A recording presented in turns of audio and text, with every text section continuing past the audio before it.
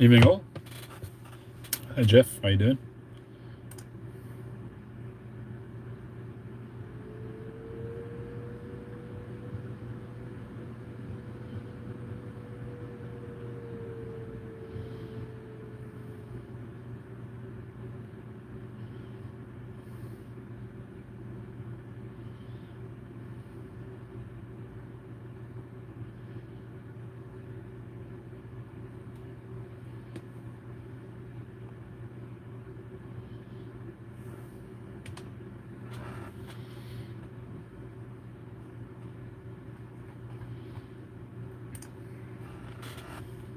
Hey Mark.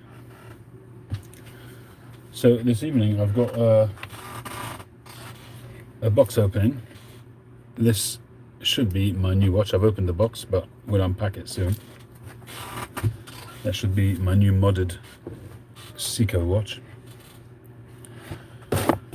The ankle, well, it's not the ankle, it's my foot. It's the front of my foot. It's still swollen, but I've been on some strong meds, and it's definitely, as long as I keep the meds going continuously, it's manageable. But last night I think I'd missed one tablet out, and it kind of caught up with me. I was in agony, not last night, or the night before possibly, but I was in absolute agony about it. But it's still swollen, but I'm not feeling the pain as much, thankfully. I actually need to take a tablet. Let me get one ready.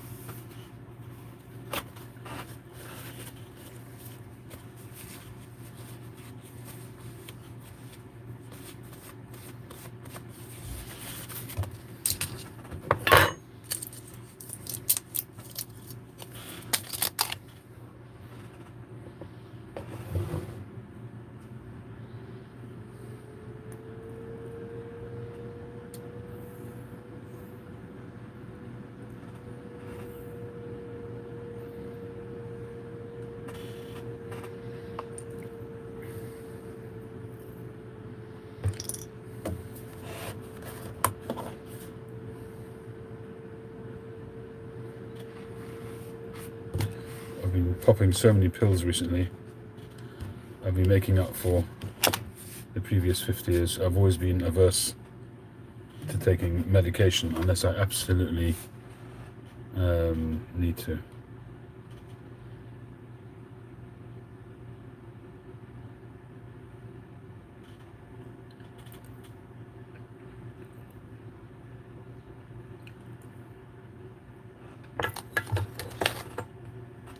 I'm very much against pumping myself with meds.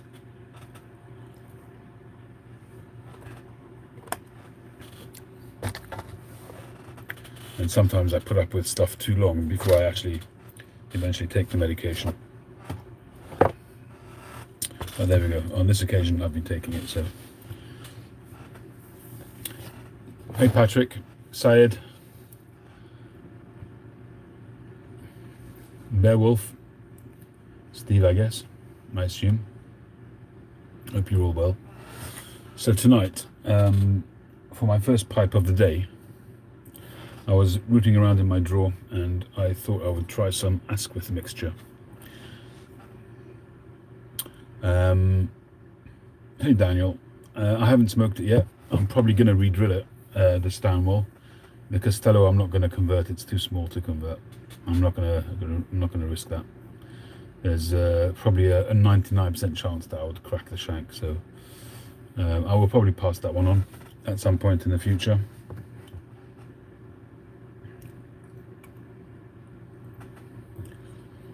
This Asquith mixture, GQ Tobaccos for a while. I don't know if any of you remember the GQ Tobaccos website before Sam took over. It used to be owned by a guy called, he actually set it up, it was a guy called Glyn Quelch. And he was a tobacco blender, actually, a very good tobacco blender. And eventually he sold the website, he sold the business, and Sam took it over. But he's not a tobacco blender.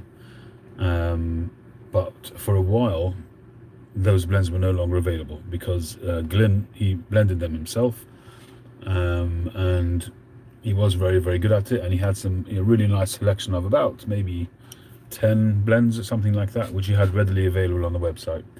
Once he sold it and they sold out, that was that. Then for a while, Sam got the component parts because there was a problem with some of them were aromatic, and you're not allowed to blend aromatics here in the UK. So what he would do, which was like a bit of a loophole, is he would buy all of the constituent parts of a blend. So let's say there was a particular blend which had 5 tobaccos in there and which were blended together. He would sell you the package, a kit package. So say Ask with a Mixture is really just, I think, maybe 3 or 4 tobaccos, but it's basically a vapor. But he would give you 4 little baggies, one of Virginia, one of Perique, one of Cavendish, and one of whatever it might be. And then you would take it home, he would send it to you in the post, you would get it at home, and you would mix it yourself and make your own blend. I don't think he can get the blending tobaccos anymore. Hi Chip. Garth Hogarth haven't been doing the blending tobaccos, so he can't do that anymore, which is a shame. It's a big shame. This Ask with Mixture I actually mixed up in 2020, so 3 and a bit years ago. I also pressed it because Glyn Quelch, when he made it, he sold it as a cake, and it was very, very good. It's not gout, it's inflamed ligaments, Daniel. So this is Ask with a Mixture, which I did on the 15th of March 2020, so just over 3 years ago. It smells unbelievable. Very, very punchy smell, almost chocolatey smell. And there's the cake. It's quite a sort of soft cake. And I spoke to Glyn actually at the time, and I asked him how he does the pressing, because I remember back in the day when I used to watch the Dagners, and the Dagners, they had this I think it was Metamorphist, who was one of the original sort of very early YTPCers, doesn't post anymore, and he made I think it was either him or it was the American guy who worked here for a while, the French, no, it wasn't the guy with the long beard, it was French, what was his name, French something or other, the French piper. It's going back a long time, we're talking about 5, 6, 7 years ago. That was right, you know, back in the day when the YTPC was just a few years old. And he had a really hefty, heavy-duty metal, custom-made metal tobacco press. It was made by French Canadian piper, was he called? My memory is useless. Let me see if I can find him.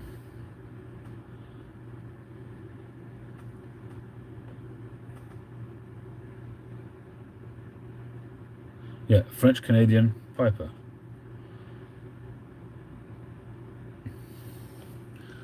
This guy. It was French Canadian piper. So my memory does work a bit. Anyway, so he made, I'm pretty sure it was him that made it. He works with metal. He works in a workshop of like a factory of some kind. And hey Phil, how you doing? And he made Jason Dagner a really hefty tobacco press, which was clamped together with a C-clamp, a big sort of industrial sized C-clamp. My version that I had was made for me by Josh, Pipe Grump. Did an awesome job, really very good at doing woodwork. He did a beautiful cupboard for James Stumbo, very nice job. So he's very good at doing woodwork. So anyway, So I spoke to Glyn Quelch and I asked him how he goes about doing his pressings, and he was very kind. He shared very, very readily about how he does it.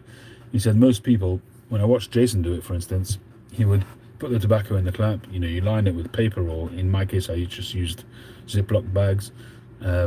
Put the tobacco in, put the press in, clamp it. Jason clamped it, and then each day or every few days he'd go back and press it more and press it more. As it compressed, he'd press it more and more and more. And then when you got it out, you know, the juices would flow underneath slowly, like almost like tar, like wet tar. And he would then take out the thing and it would be a solid puck, literally like a piece of tar. That's what it would look like a solid piece. Whereas Glyn told me the opposite. Glyn told me you put your tobacco in, you tighten it as much as you can, and then over the course of a few days you loosen it, not tighten it. And he only had it in for 3 or 4 days, that's it, or maybe a week. And then you loosen it and loosen it and loosen it until it's loose to the extent that it's not doing anything, and you take the puck out. And in that way, instead of losing all the juices, which are essentially all the flavor and all the sort of essential oils that are in the tobaccos, which you're losing when that drips out, if you over tighten it, instead that all stays in there. It's moist and you dry it out when you smoke it, but at least you're not losing a lot of the goodness that's in there. Anyway, so this is a puck that I did 3.5 years ago, and when you open up the jar, the aroma that comes out of the jar is just amazing. Very rich, pungent, fermenty, chocolatey, very, very good.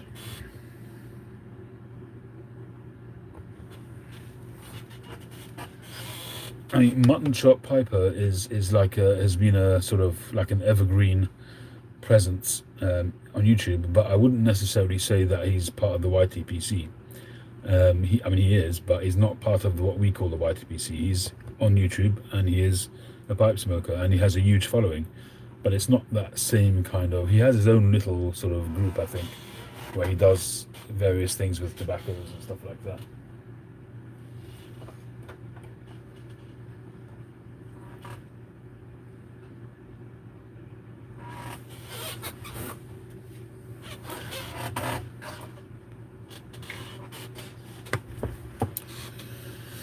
I was gonna use the Parker to smoke this. Hey Tim, how you doing? I was going to use the Parker, but because this is still in the process of breaking in, I'm going to use my Northern Briars Quebec. This is a pipe which gives me a very neutral flavour, and it's fantastic for trying out tobaccos. It really just gives me a very, very, I feel it gives me an accurate presentation, and it doesn't impart any flavours into the flavour. So that's why I use this when I'm doing first impressions. I tend to use this very often, which is interesting because I've got a Northern Briars on the table. I'm not sure if I've showed this. I think I might have done. I bought this from GQ Tobaccos not long ago, and that's a classic Northern Briars Bulldog, smooth rim, and with a rocks cut finish. But it was a good price and I just couldn't resist it, kind of thing. Hey Mad Piper. See, I've forgotten your name. You did tell me your name, but I've forgotten it. Was it Stan, maybe? No. Tom. There we go, Tom.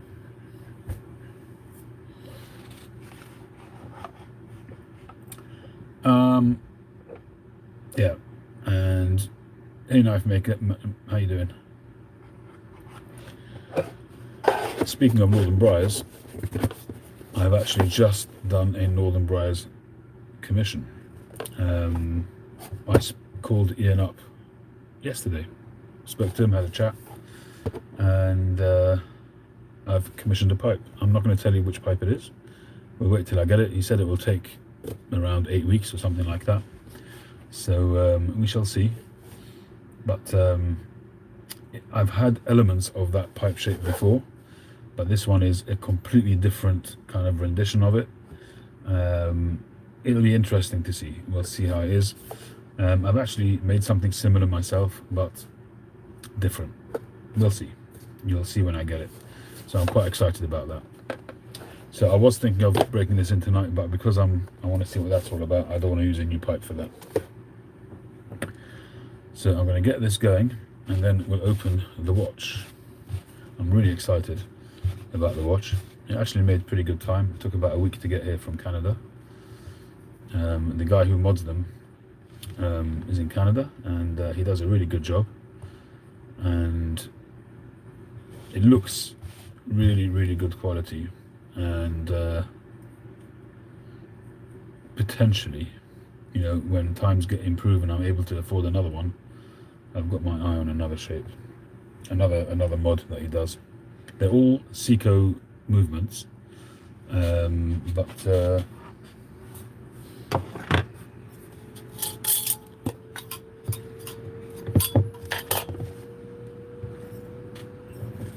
they're all, not all, but the one I got certainly is a riff on a Rolex shape.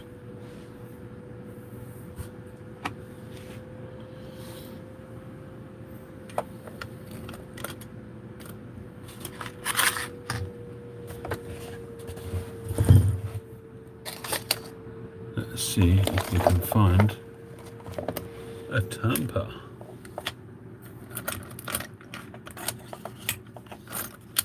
Not so easy on my desk. Aha.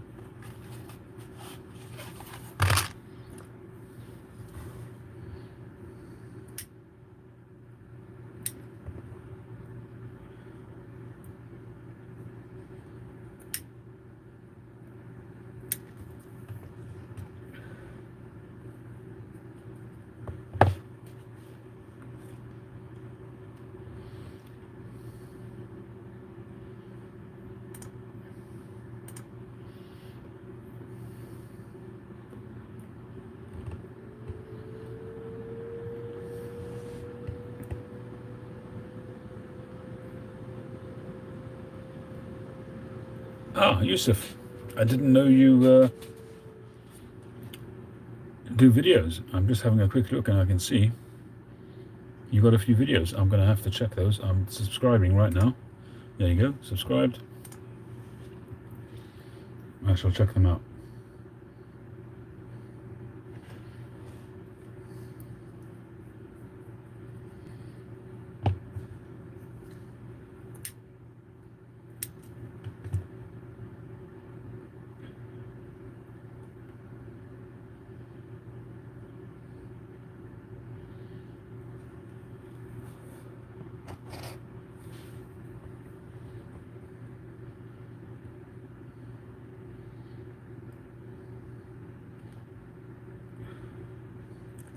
So, Patrick,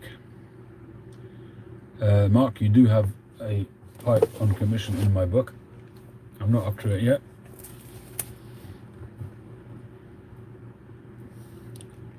Actually, I need to tick off the ones that I did the other day.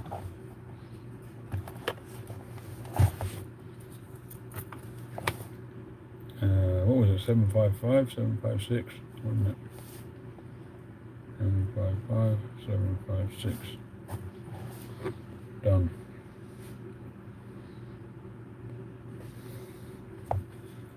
I've got a few pipes still before yours, Mark. I've got one for somebody else as well after that.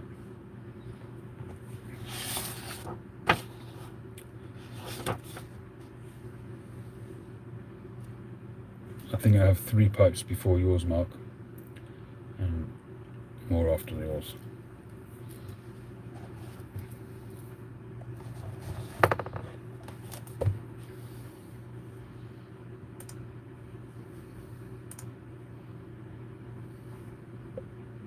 $754 is still available, yeah.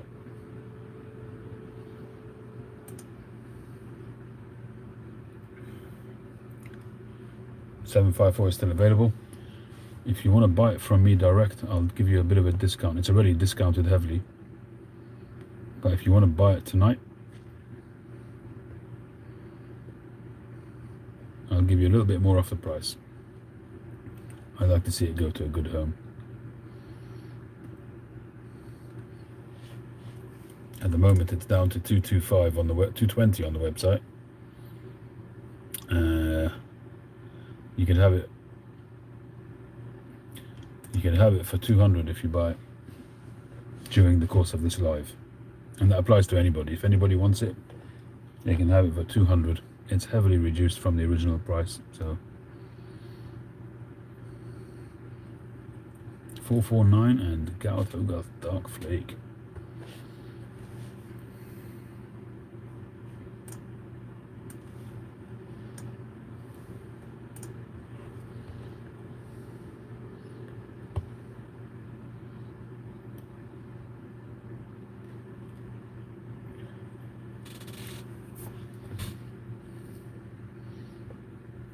Well, Daniel, what I would suggest is, rather than calling out other people who may not be so interested in doing it, I suggest that you do it and then see from there. I suggest that you go back to a blend that you haven't smoked for a while and see how you like it, and see if there's been any change. Share your thoughts. Maybe try and smoke it in the same pipe that you smoked it in previously, and then invite other people to do the same, and see if you get any VRs.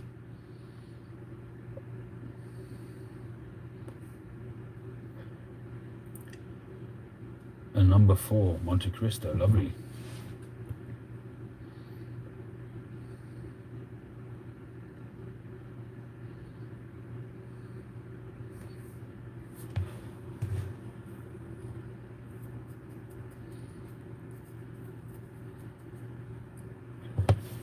I would say that, unless alternatively you can email people and ask them if they want to take part, but to call them out on a video and put them under pressure, I don't think that's so fair.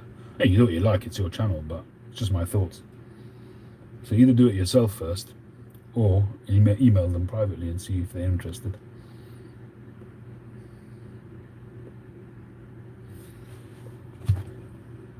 But I would say the best thing to do is to do it yourself and invite people to take part.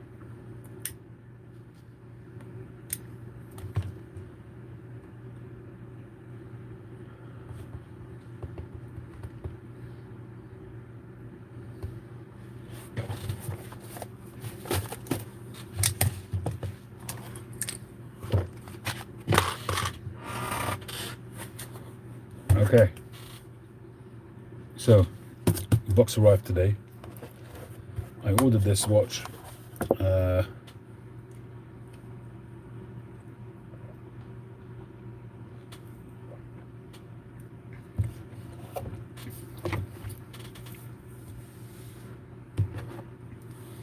let's see when I ordered it.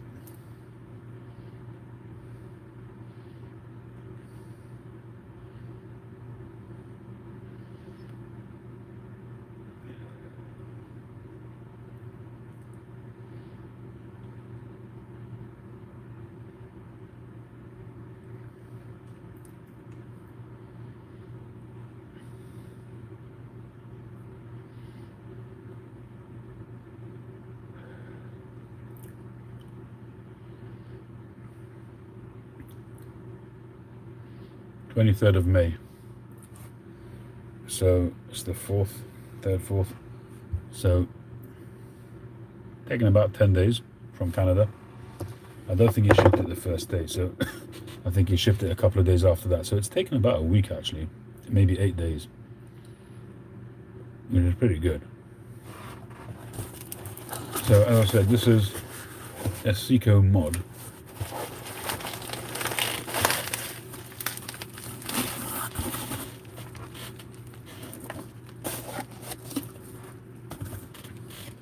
Comes with a little card. It was my pleasure to meticulously assemble this timepiece for you. The classic design elegance and quality movement will endure for years to come. I look forward to update your collection or provide a gift for someone special in the future.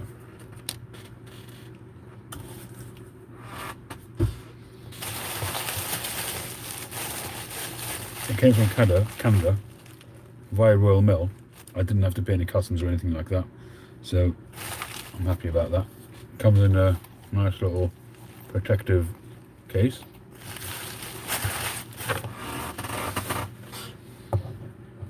And that's actually worth holding on to for travel and stuff like that.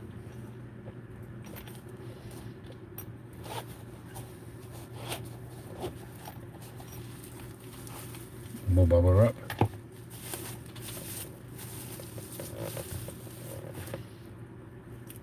Oh, very nice. So this is the take. It's a mod. It's a Seiko mod on the Yachtmaster, the Rolex Yachtmaster. And it's got the rubber strap. It's got a time-elapsed bezel, which I like. On all my watches I have the time-elapsed bezel because I use it quite a bit. But a very nice click.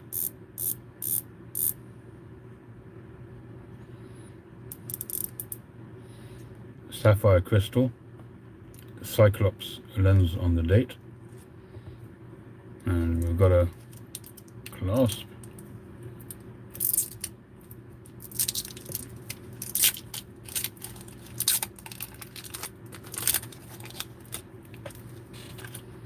So that's a Rolex style clasp.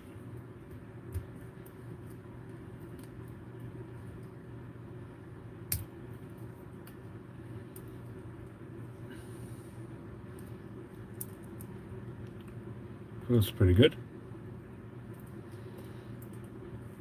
And it has a display case back, so you can see the movement in the back. Also made of sapphire.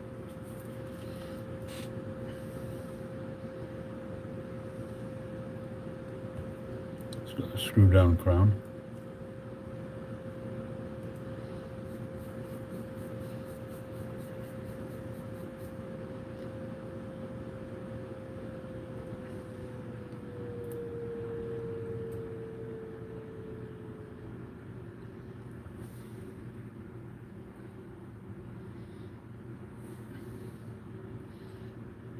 The Cyclops to me is not so legible.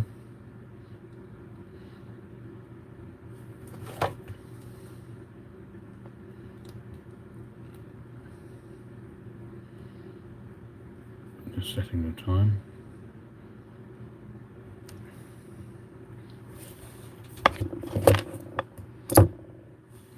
.30.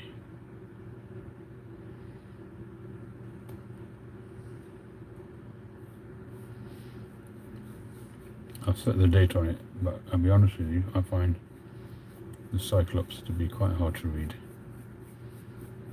And in the proper Rolex, you wouldn't have that problem, but I wouldn't expect that kind of quality from this.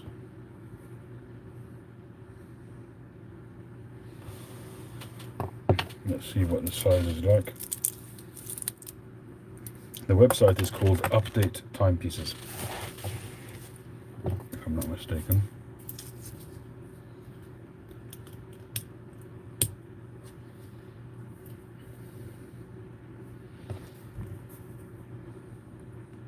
It's a really smart looking watch.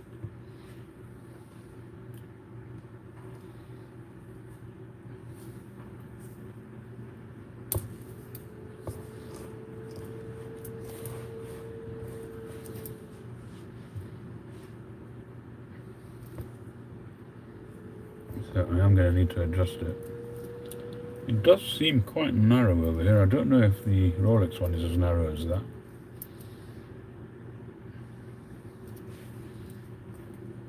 But it is just a nice looking watch.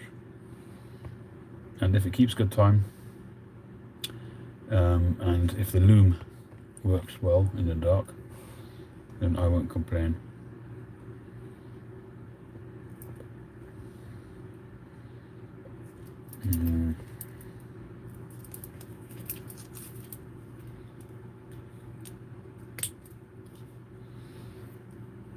How much do I need to take off here?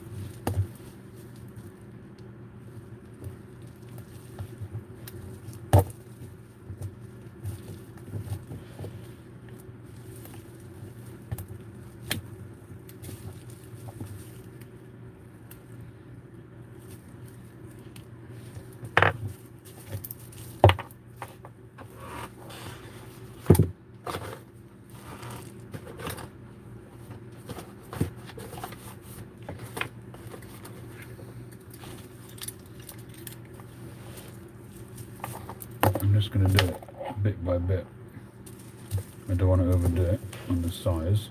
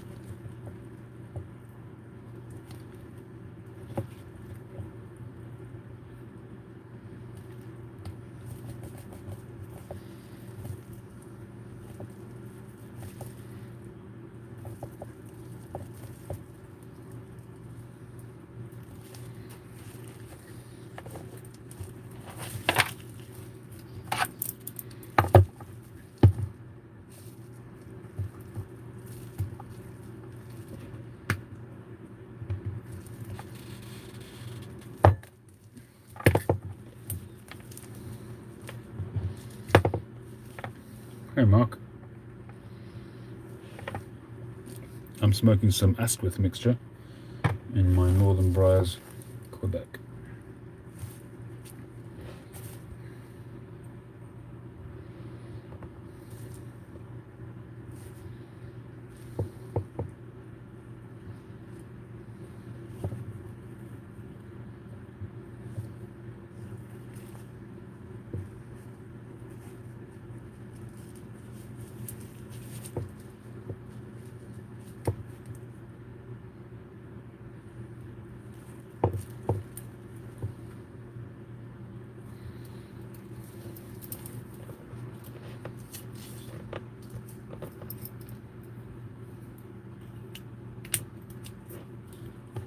That's spot on.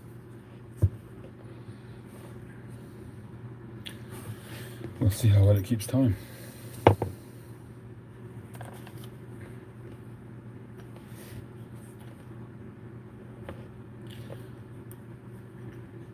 They're not actually as chunky as I thought they would be.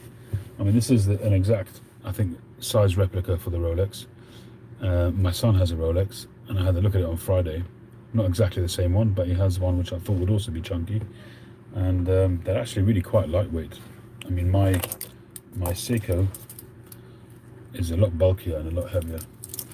Pretty sure of that.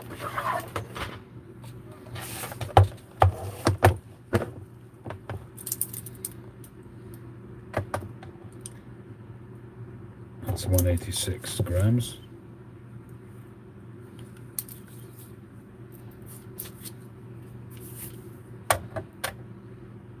It's 105 grams, a lot lighter.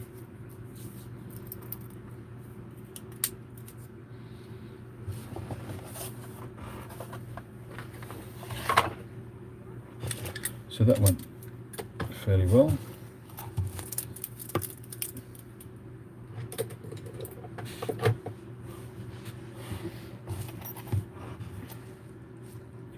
I'll wear it overnight and see what the lume is like.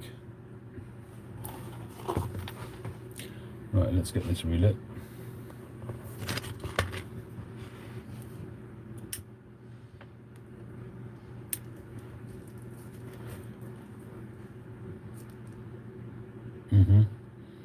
I totally agree, Mark.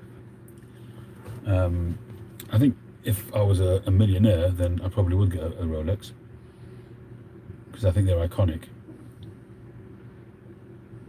But I don't believe in sort of extending yourself financially if you can't afford it.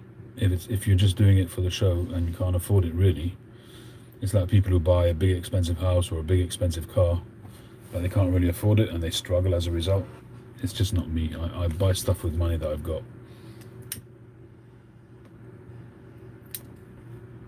So for a couple of £100 I can have an equally attractive watch, and as long as it tells the time well, and because it's a Seiko movement, it should be just fine.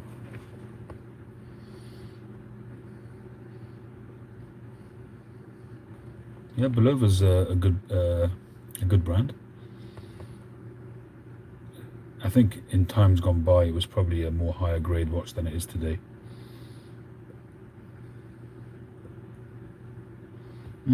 Hamilton's a good brand. I was actually contemplating a Hamilton not long ago. Well, watch prices in the really upper sort of end of things, you know, in the hundreds of thousands. I mean, some of the watch brands are stupid money. I've been watching a lot of watch videos recently, and the Patek Philippe watches, some of them have gone, you know, the Tiffany one, the one with the light blue dial, went for some stupid money, like £5 million or something. But a lot of the prices are equalizing now, and they're coming down.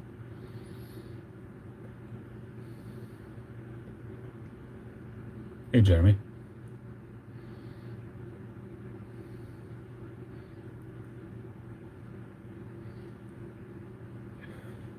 It's not real value. You know, even Rolex.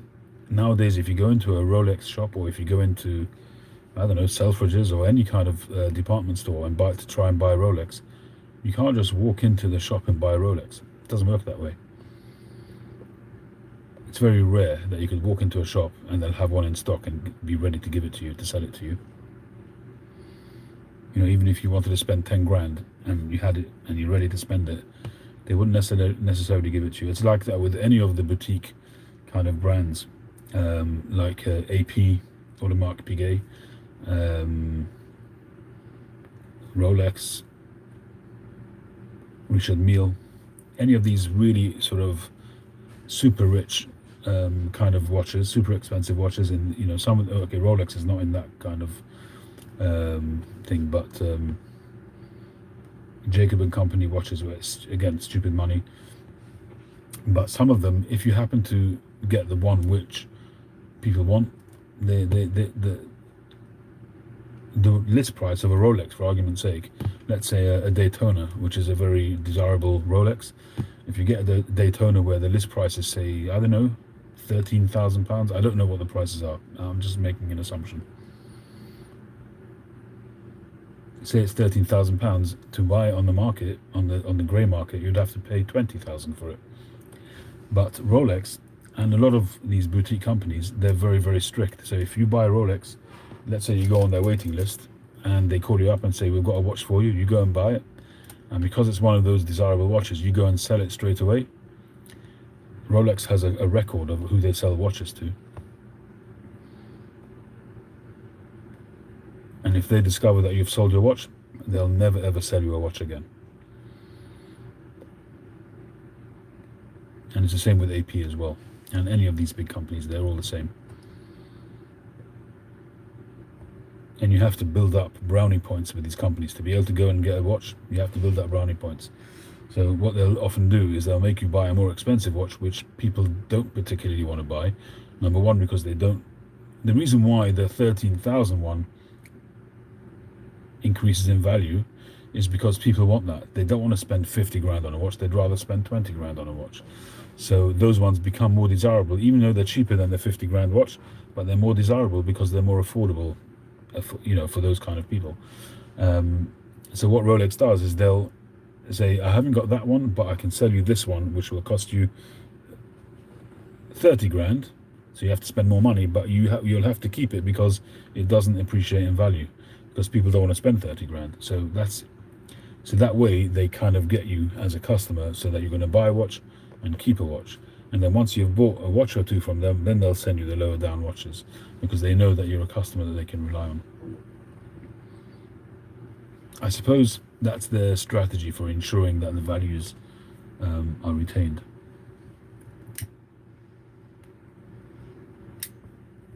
Because if they made it easy to buy one, then the values would go down. It's the same with it's very analogous to esoterica tobaccos and Germains. If they would be so readily available, then people wouldn't be so desperate to get them.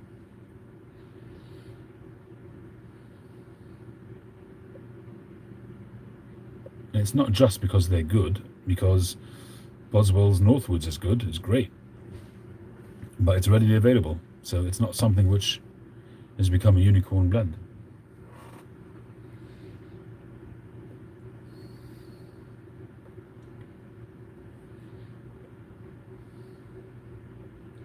That must be very rare, Josh. It's probably worth a fortune.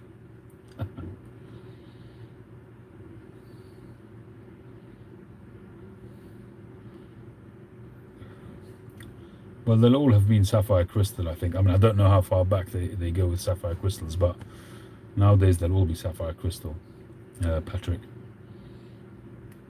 But out of all of them, I think the stainless steel ones are the most desirable because they're cheaper. The gold ones generally, I don't think they appreciate in value so much.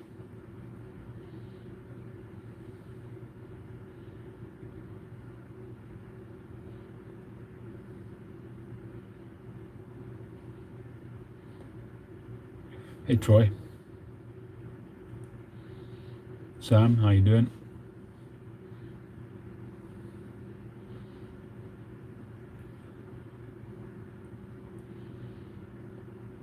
But for me, it was a toss-up between this one and the one with the fluted bezel with the blue face. In the end, I went for this one. I like the idea of a rubber strap, so it doesn't get all scratched up. The straps, once they get really badly scratched up, they just don't look so nice.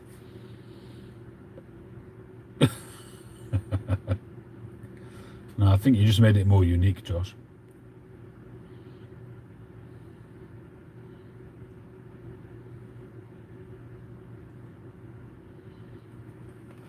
When I look at this and I compare it to the Seiko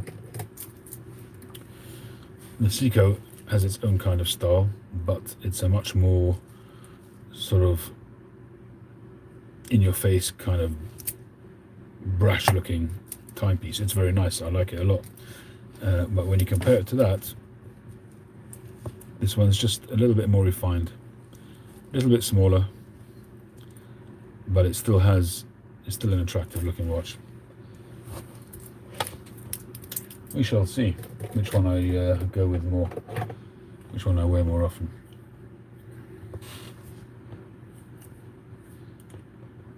And what I like about this as well is that it's not trying to be a Rolex. It's not a fake Rolex with the word Rolex on there. It's a Seiko, and that's it.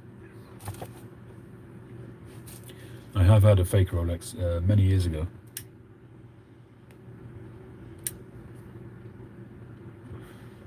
I don't remember which one it was. And it actually kept very, very good time. It was a very good copy, and it had Rolex on it. It had Rolex on the crown. It was a very, very good copy. It was obviously Chinese. I should have kept it. But I think I sold it for what I paid for it. I think I paid £100 or £150 for it. But I had to put it back on eBay a few times because eBay kept on taking it down. But in the end, I managed to sell it. Seiko Monster, cool. So this one, I got this one recently. I got this maybe 6 months ago or a year ago. This is a Seiko Paddy, which is a diving sort of association of some kind. And this is it's either a limited or a special edition. It says special edition on it. And it retailed at £600. But I got it in my local department store on a 50% reduction. So it was a very, very good buy. It's more than I would normally spend on a watch though. But I figured that if I buy it for that price, at some point if I wanted to, I could sell it and get my money back, seeing as it was 50%. And this one is one which you'll have seen me with for years. This was a really good servant to me. This is another Seiko. They all have nicknames. I can't remember if this is called the Turtle or something like that. I don't know. But this one is a fantastic watch. Really nice, hefty. I do like a hefty watch. Kept good time, and again the time elapsed bezel, which I use it quite a lot.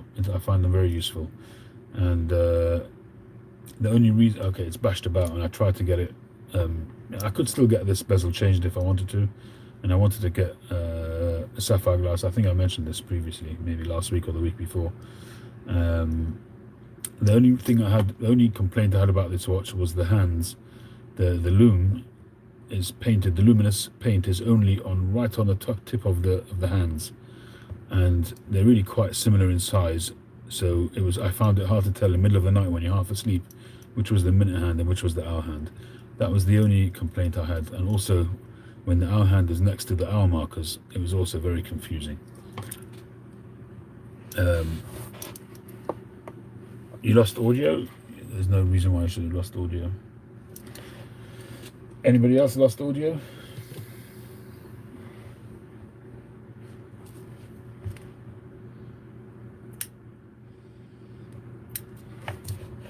Refresh your page, Daniel.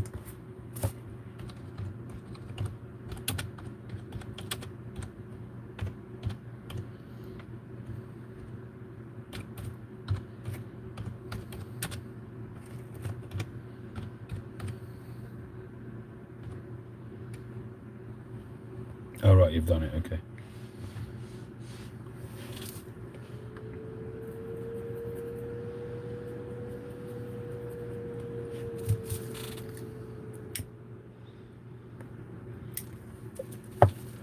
We're on watches.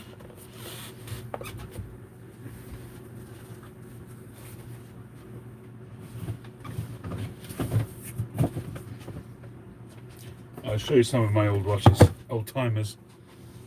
Excuse the pun.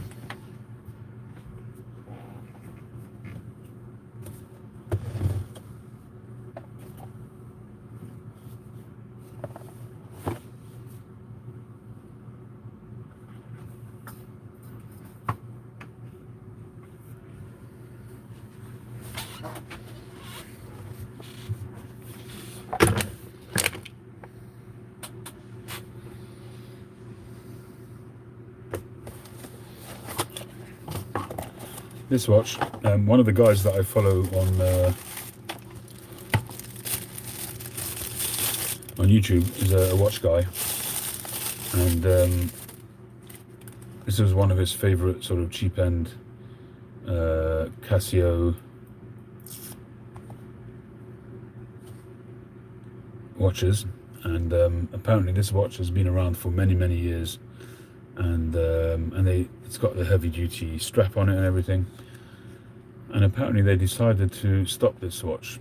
So he said that, you know, for the price that they are, pick one up and put it away. I think it was 40 something pounds, so I picked one up and put it away.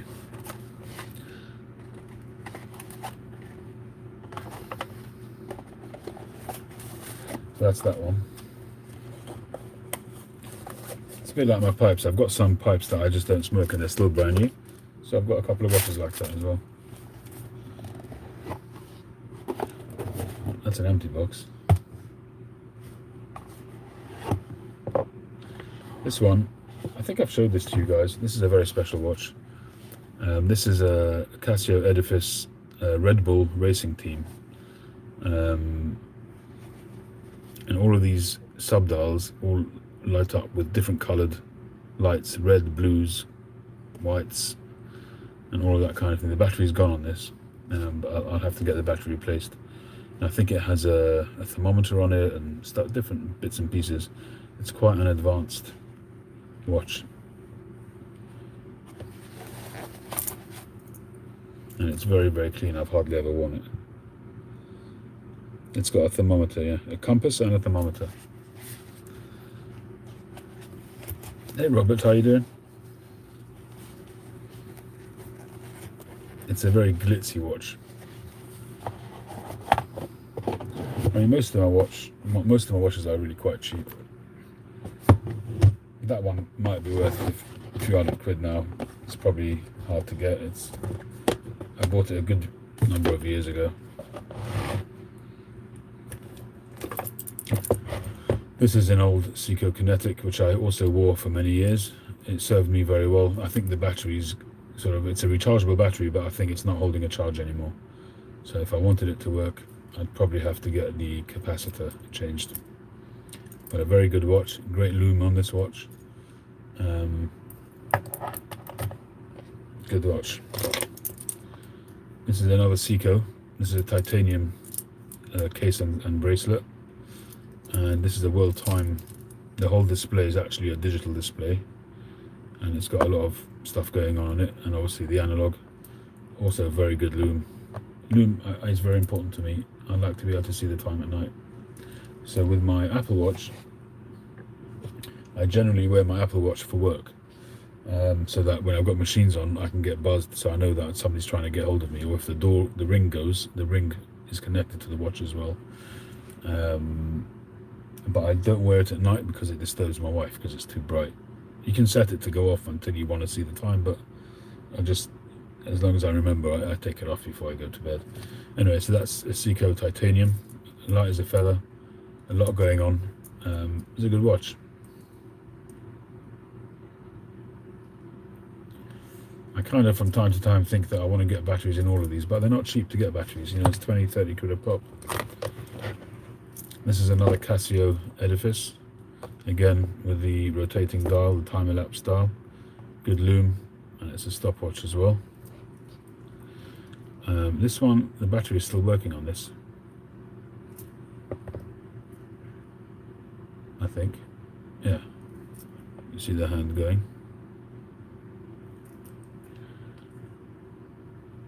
Thank you, Syed. I have to reset the stopwatch because that doesn't reset to the 12 o'clock position for some reason. I'm sure there's a way to do that. This one is a Fossil, also again with a rotating dial. Also a nice watch, battery operated, so I've just never bothered changing the battery. Chronograph, nice watch. It's got a nice shiny bezel, nice strap. Really nothing wrong with this watch at all. Classic sort of diver style watch, chronograph.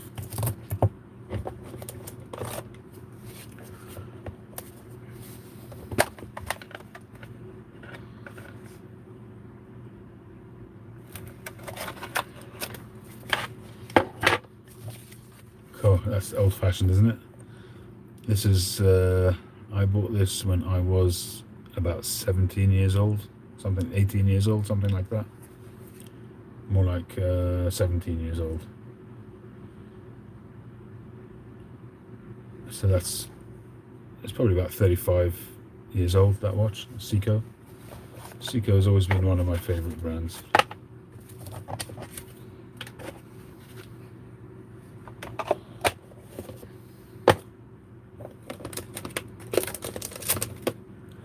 There's another Seiko. This is a Seiko Premier. They brought out a Premier line maybe 10-15 years ago, 20 years ago, and this one, it's got a sapphire crystal. It's got this like almost magnified kind of situation going on.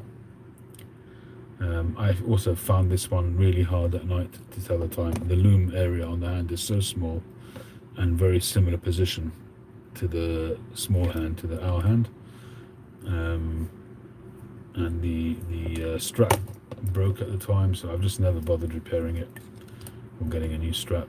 but it's a really nice watch. It's quite slim. It's already quite beat up, it's quite scratched. It's a nice watch. It's actually a really nice watch. A nice dress watch.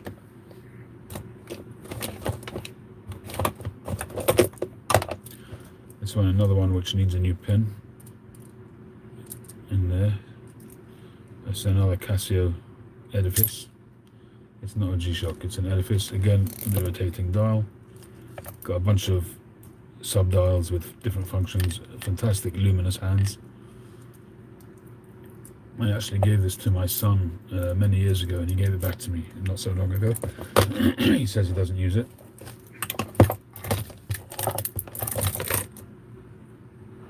And this one, it's called Danish Design.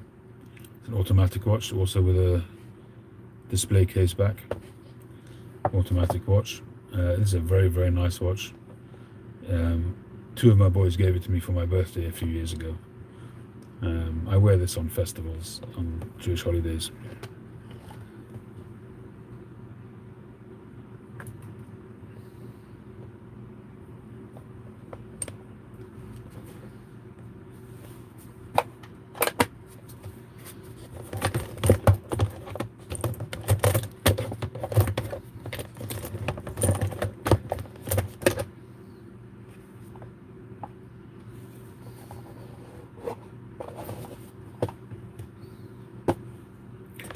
So that's some of my watches.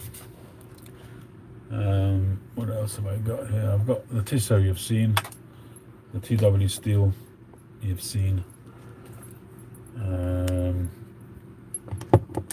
Seiko I think I've shown you recently as well. Another Seiko, which I got when I was going out with my wife before we got married. Yeah.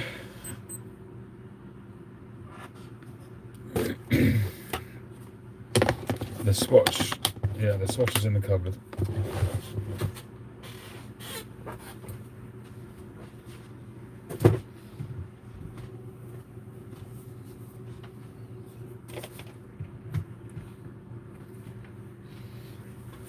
This, you've seen this already, I've shown you guys. My wife bought me this for my last birthday in April.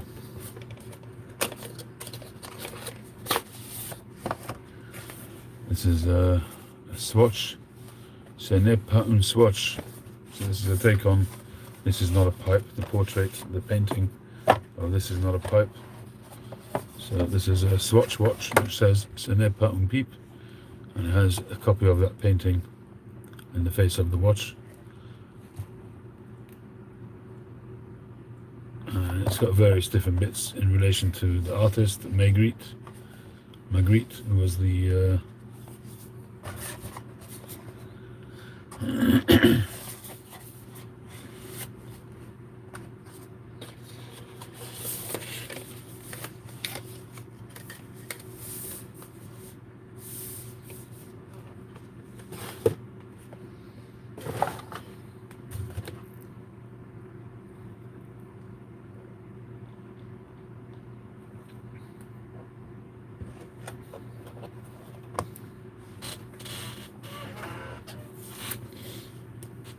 Terry, I'm with you on that.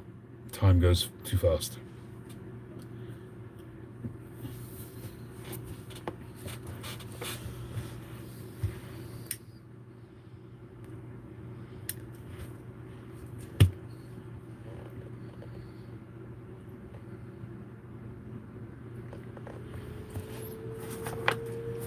Out of the 3 pipes that I just recently posted a video about, I haven't put this one on my website yet.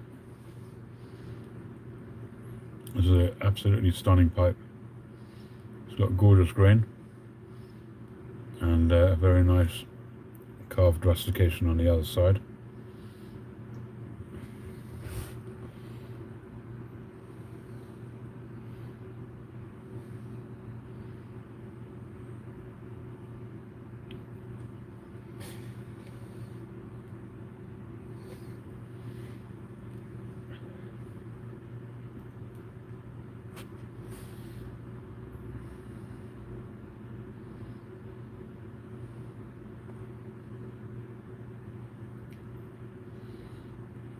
like the lines on this pipe because it's got a slightly longer shank than usual, so it really looks nice.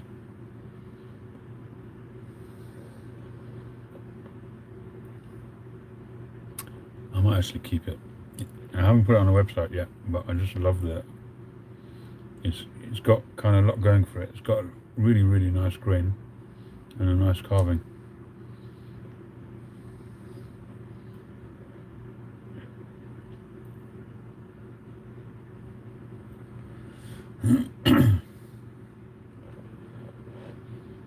Which number are you expecting, 00?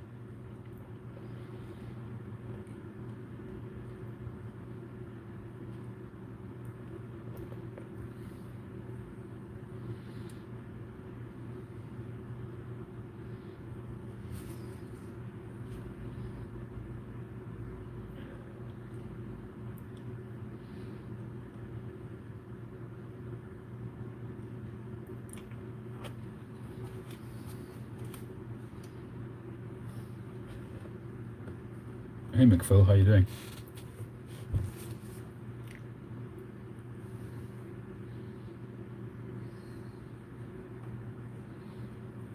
It is a gorgeous pipe, really.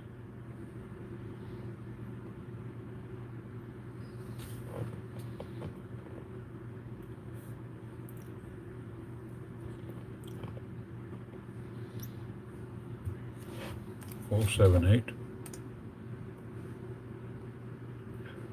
478? Do you mean 748?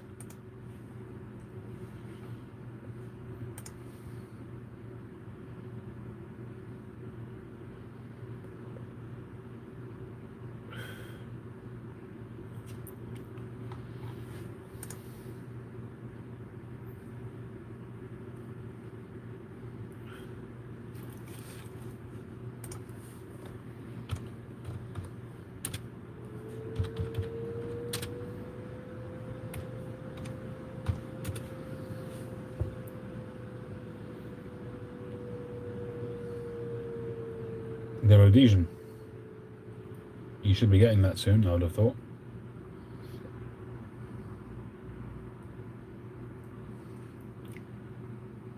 You've got a gorgeous pipe there. That's one of the best diamond shanks pipes that I've done.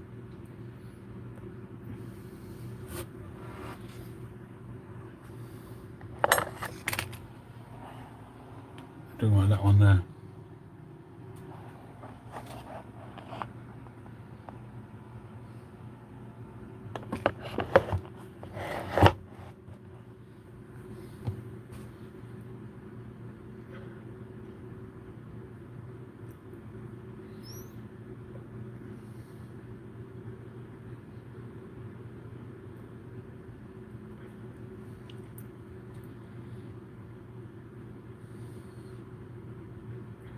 That is a very nice pipe. You did well.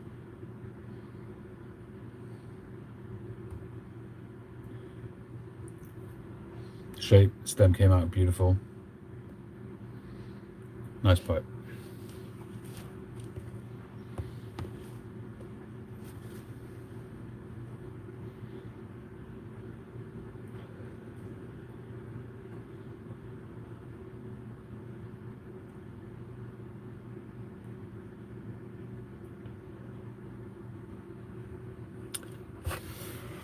Other than that, what have we got going on this week? Well, tomorrow is my daughter's birthday.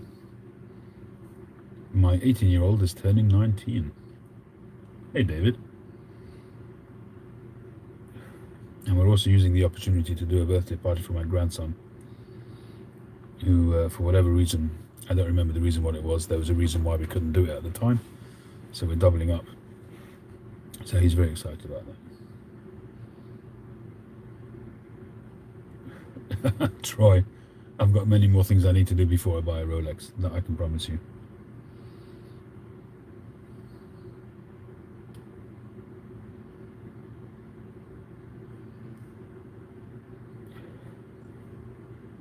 My wife keeps reminding me of that. Don't worry.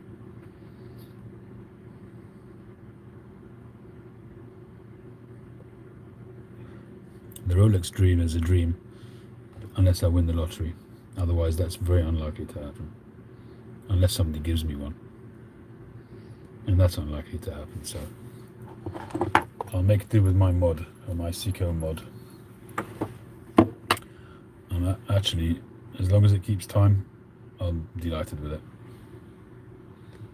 I think he's done a great job. Ceramic insert. So he says anyway. And it's really nice because the ceramic is sort of brushed, but the indices, the numbers and the bars are polished, which looks really nice.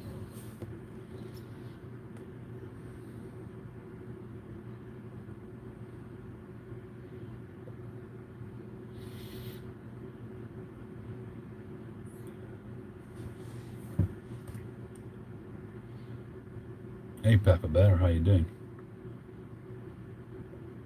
You tore it apart to see how it worked. You were given one at 11. Jeez. Yeah, Daniel, we've been talking about you since you went.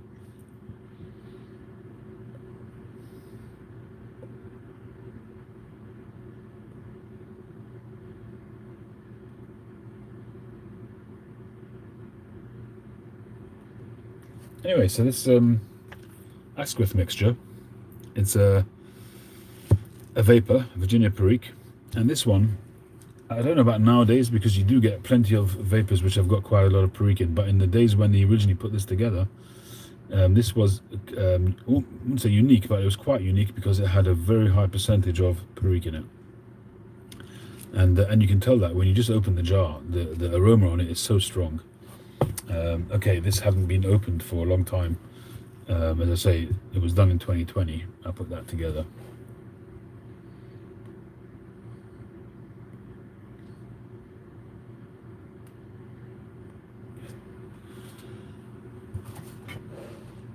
But it's very nice tobacco. When I smoke vapors, Virginia Periques, it kind of, for me, actually reinforces my admiration for the blenders of Virginias that manage to get an amazing array of flavors in just the Virginia. And I'm talking about McClellan's, even All It Golden Sliced. They're so flavorful, and that's without Perique. So when you have, although All It Golden Sliced does have Perique in it actually, but when you think about McClellan tobaccos and their sort of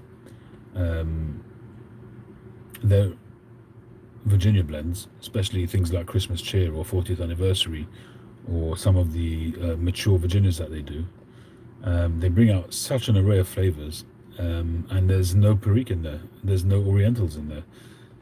So my admiration for those blends just goes up and up and up every time I smoke a vapor, because it reminds me how much they've done without the Perique.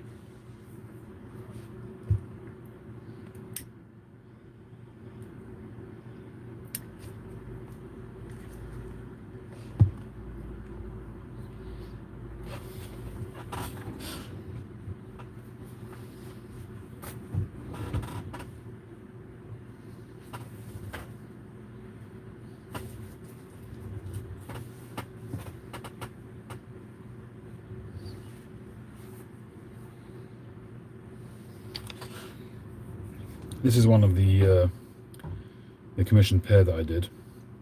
When I was making this set of pipes, I ended up actually using 4 different blocks till I managed to put together the pipes. And this one is one of the pipes. The customers wanted a 4-star pipe, so this was one of them, but because it had pits on the other side, it was never going to be a 4-star. So I had to choose another block. And I got a 4-star out of the other block. This one is not a 4-star, this one will be a 3-star. But when I was making the first version of this one, I managed to break the shank. So I had to reimagine that pipe. I'm still in the middle of doing it, but I wanted to finish this pair. So I put I'm probably not going to use this stem, I'm not sure yet if it works. It's a little bit, it's a nice long sort of,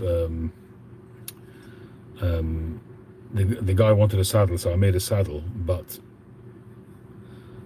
it was a little bit too long as well for this pipe. You can see the difference in length. So when I redid it, I did it with a shorter. So the saddle bit is a bit further down the line, but the pipe has got a much better balance like that. I had to retrim this pipe, put a new face on the shank, and I put a horn extension on it. So when you're putting the extension on, it's not so straightforward, because you have to create a mortise and tenon of the shank extension, and you have to do it precise so that when you glue it together there's no gap inside the mortise, and that takes a little bit of sort of really careful measuring and sort of experimentation till you get it exactly right. And this one is actually absolutely spot on. It really joins very well. And it'll be a nice lightweight pipe, and it will have some really nice grain on it as well. I haven't yet decided if I'll keep this stem for it or not. I think this would probably work because it's so long. That's a tapered stem, and that's a saddle stem, so it looks a bit like a saddle when you sit on it, that bit there. I think this would probably work better on a bent pipe, so like that, so that's a similar length, and when you bend it, it kind of works better if it's a little bit longer. On a straight pipe, I thought it would work better because it's such a short shank. So in actual fact, the length overall is still a bit longer than this billiard, but only very slightly, maybe 1.5 centimeters. So I haven't decided if I'll use this stem or not. Maybe I will. Still a little bit of shaping to do there, but and what I could do, I guess, is maybe just make that a little bit thinner. Might look a bit better, but in actual fact this area here is actually the same width as that, so it actually might work very well. What do you guys think of that color combination? I'll obviously have to stain this up. There are a couple of little bits on the side, so I'm not going to leave it natural, so I will stain it. Do you think that works, that stem with that shank, guys?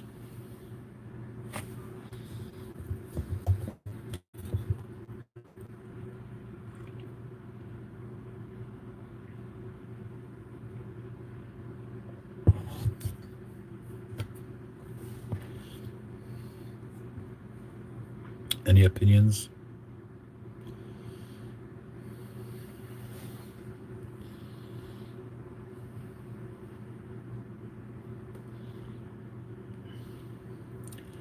You like a long tapered stem? Well, this one isn't a tapered one, as you can see. You think it needs a darker stem? I hear that. But sometimes the contrast is good. Sometimes you want a contrast.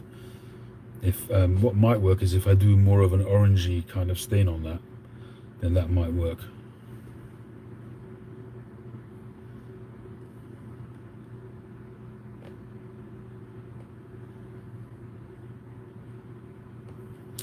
It's a little off, yeah. I would agree with you on that, but I'd have to see once the staining is done and see how it looks. I'm not going to leave it natural simply because it's got those little pits. I mean, they're not terrible, but it's enough for me not to want to leave it natural. No, it's briar. It's briar. It's just very bright, and the grain is very apparent on it. You can see the bird's eye on that side.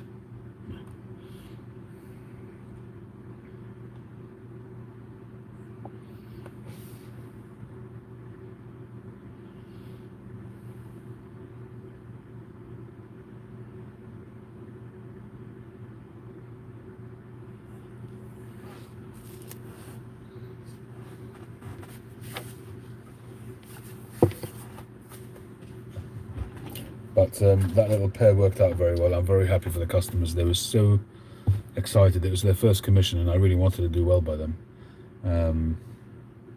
So hence, using various blocks to get a decent grain. I wanted them to be really happy with it.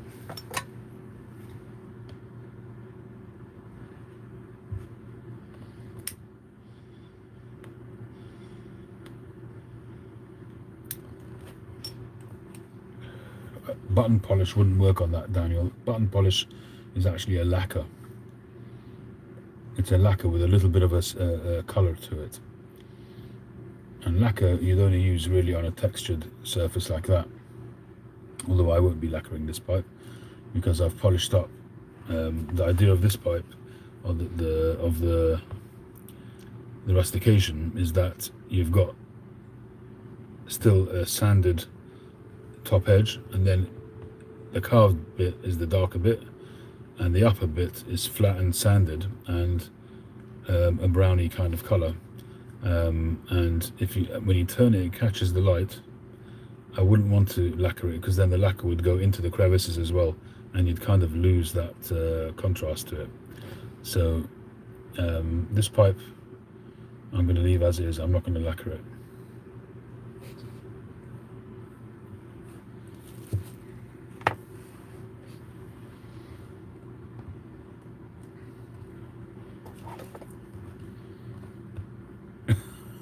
Mark, I seem to remember you telling me about that, Mark.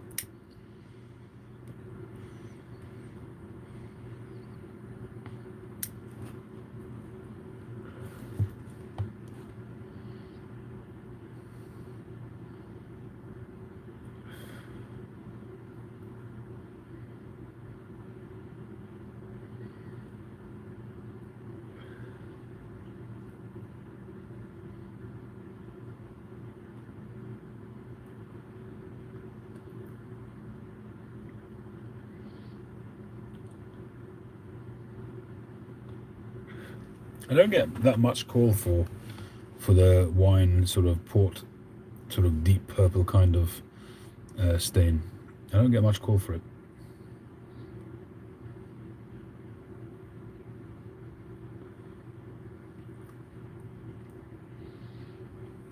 A stain? Are you talking about this, Mark? This is very time consuming, I agree, but there were pits on this side, which is why I couldn't use it for the commission. One side, beautiful grain. The other side also had nice grain, but it had several pits, and there was and the customer wanted a 4-star. And although I never guarantee a 4-star, but I just wanted to do my best for them, and we got one 4-star out of the two, and the other one is a 3-star. All right, 00, thank you very much. So this one, it is more time consuming to do it, but I really had no choice because of the pits. Thankfully the pits were only sort of blemishes on the outside. It doesn't hamper the pipe in any way, shape or form, but that's a great pipe.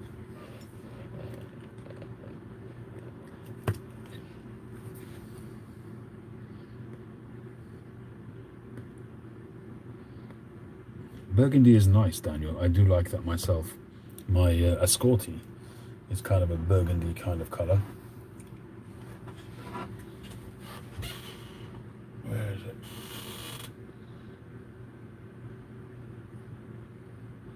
Why can't I see my Ascorti? There it is.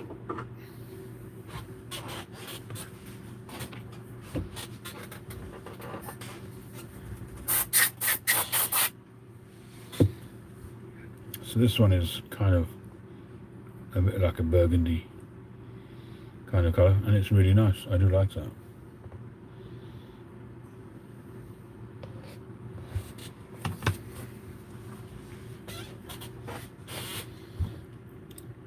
Oh, the one with the tiger stem. This one. Again, because it's got pits on it. The staining for me is not the time-consuming part, really. It's more the sanding. And this one has been sanded. I think I might have already finished sanding it. I don't remember. But I'm gonna go back probably to about a 400 grit and take it up to 800, and then stain it.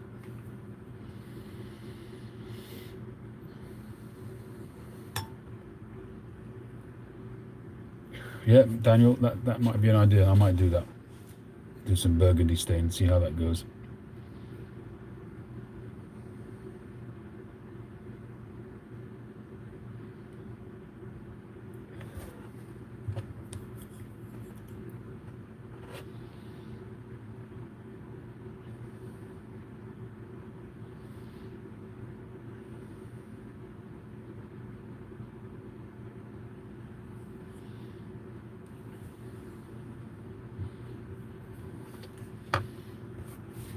I did a more like a wine kind of color. It was more of a deep purple mixed with red color. I did a commission a while back. That was the last time I did one. It might be on, but I haven't done burgundy. I don't recall the last time I did a burgundy, if I've ever done one even.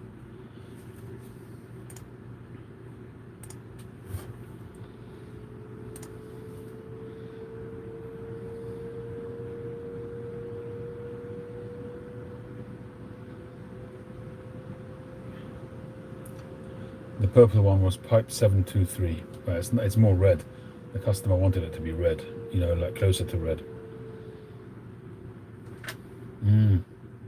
Yeah, you might be right, Daniel. I might have done a Christmas pipe as well. But that would have been red rather than burgundy.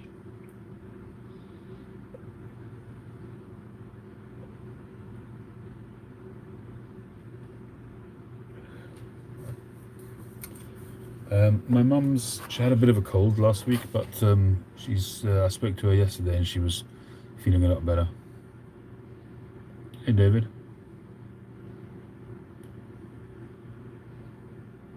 She's holding her own. Long may that continue.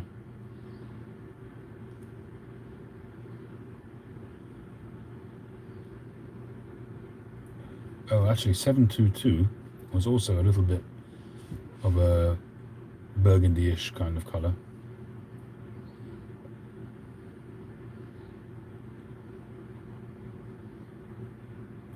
I'm just looking through some of the videos. Pipe 721 was a strawberry shape. Beautiful pipe. That was gorgeous.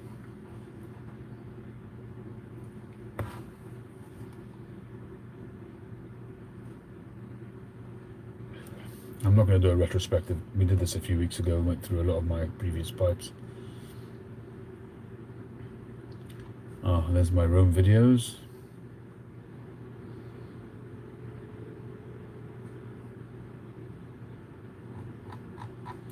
Yep, some nice pipes there. I was reading alright, Syed, thanks very much. I was reading an article about done by Fred Hanna and Rich Esserman about the difference between an artisan pipe maker and a master pipe maker. It was a bit convoluted but interesting reading. The key difference that I could understand, he was saying, is that a master pipe maker is somebody who's taken a particular shape and made it his own over a number of years, developed a shape, or more than one shape possibly, but is recognized as it. You look at the pipe and you instantly know that it's that maker's pipe. And one of the examples they gave was Costello pipes, although it's kind of a, you could call it an artisanal workshop rather than a factory. But for instance, the flame pipes or the what's his name series, the one, the carved sort of stepped carving series. What's it called? The I can't remember.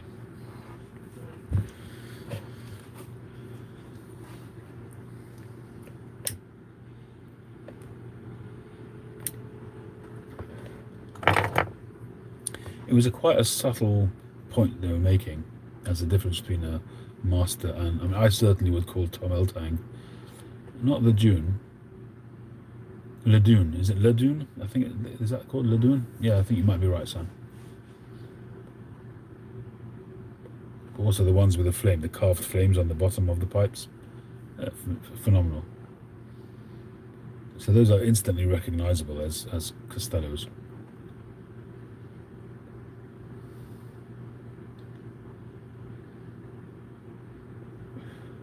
Yeah, La Dune is Costello.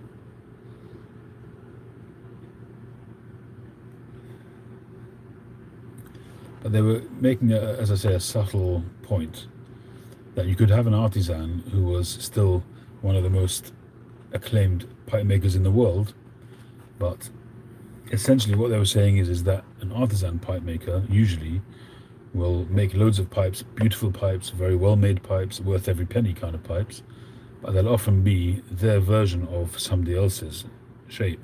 So for argument's sake, Lars Iverson, he invented the blowfish, what people call the blowfish. So if somebody does a blowfish, it's their version of a blowfish, and they may even make it their own. In other words, when you see that pipe, you'll know it's that artisan pipe maker's blowfish. But they didn't invent that blowfish. That blowfish was actually a riff on, or their nod to, a Lars Iverson pipe. Yeah, so Joe Skoda, to me, is I would say that he has achieved that. You know, you could recognize a big percentage of his pipe. You know, obviously he probably makes classic pipes as well, but his typical Joe Skoda pipes, they were only Joe Skodas. You know straight away that those are Joe Skoda pipes. So for me, you know, he has achieved that master status.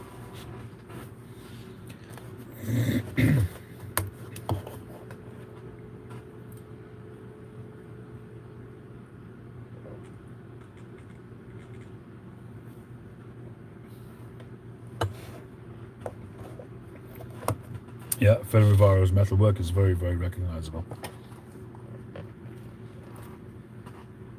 But just the fact that somebody's work is recognizable, like Nording, for instance, even though you'd recognize his pipes, it doesn't necessarily make him a master pipe maker. I'm not saying he's not, don't get me wrong.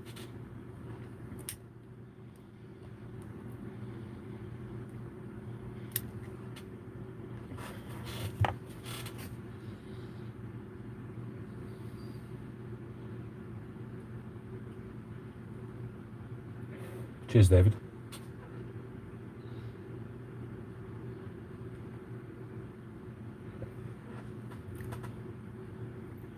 But to be honest, when I read the article, I found it a bit convoluted, and the rule to me didn't necessarily always work.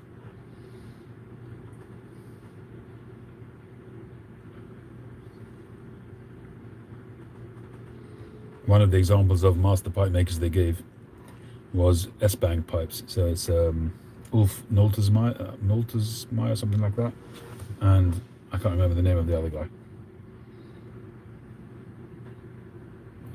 So he had them down as master pipe makers. For me, they are master pipe makers, but not for the reason that they gave. Although you can recognize a lot of their pipes, but for me, those pipes were just improvements on classic Danish shapes, Lars Iverson shapes, that kind of thing. They for me, they are master pipe makers, but simply because they are masters at what they do, not for the reason that that article was trying to give. And I'm not sure that I totally agreed with that article, to be honest.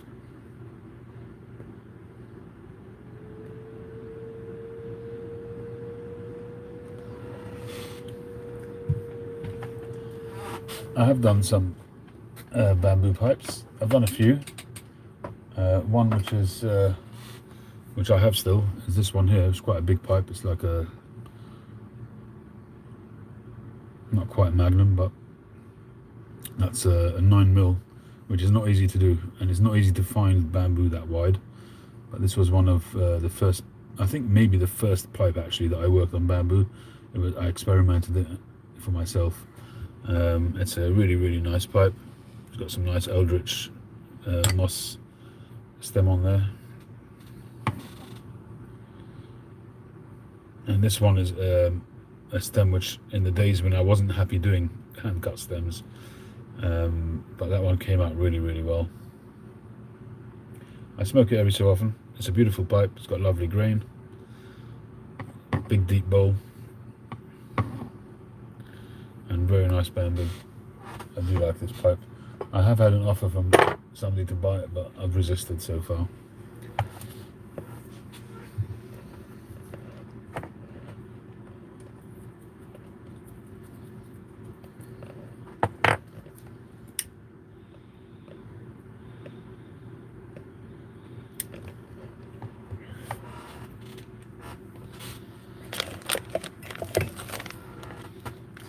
I bought this for you, Phil. I haven't got around to sending it to you yet.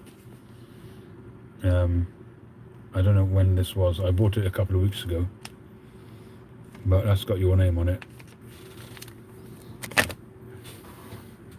Oh no, I bought it when I was in Windsor on Monday.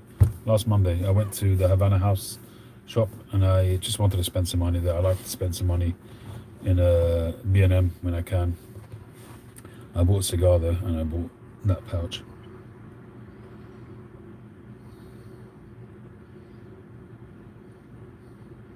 Phil likes Condor long cut.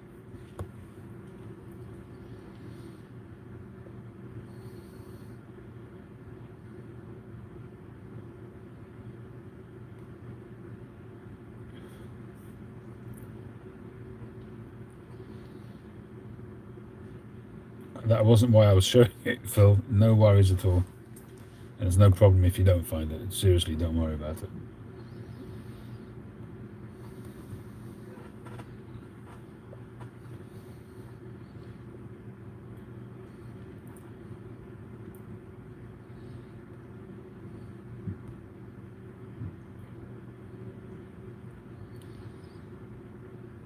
I don't need an excuse to send it to you. I've done that before a couple of times for no reason, just because you're a good guy. Phil is one of the guys one of the pipe makers out there who's always been supportive and has always given me encouragement and given me good feedback, even though sometimes you need to give constructive criticism on, in the early days when I was making pipes, and even now I'd be very happy to accept criticism from Phil. But he was one of the guys who would always give me honest feedback and tell me how to deal with it. I used to have guys who would just try to rip me down, and they would give me feedback and tell me this is wrong, this is wrong, this is wrong, and that's it. Phil would say this needs improvement, that needs improvement, and this is what you need to do to improve. And that's the best kind of critique that you can get. So nowadays, if I see a new pipe maker, I won't critique them on their page. I'll send them a DM and say, if you want some advice on this and that, or if you'd like some feedback, hit me up and I'll give it to you. I don't give it to them because some people don't like it. Some people don't like to get the feedback, criticism. Some people don't take criticism very well.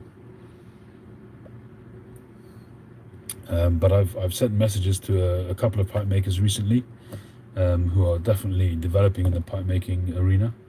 And so far I haven't heard from them, and that's absolutely fine. But if I wanted to offer them some advice, but that's fine. But that for me is the way to do it. Is if you're gonna give somebody critique, give them a critique, but show them how to fix it.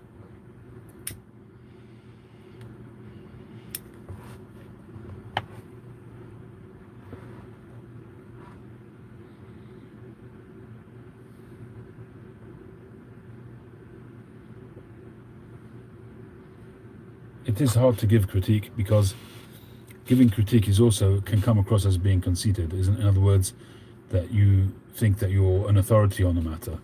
It's not necessarily, but you've been through that journey. You kind of, even though you're still going through your own journey, but you might have come across a particular challenge and you've overcome it, and you can share that with somebody.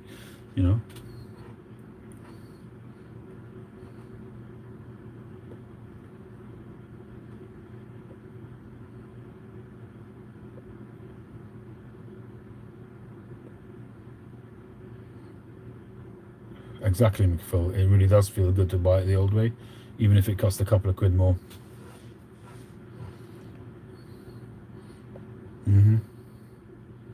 That's the way to do it, Phil.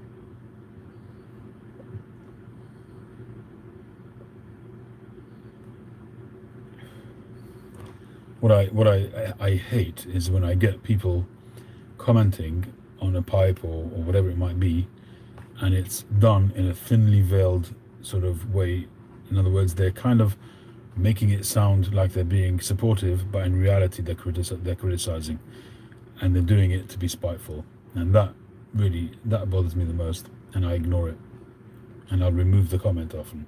If it's done spitefully, I'll remove it.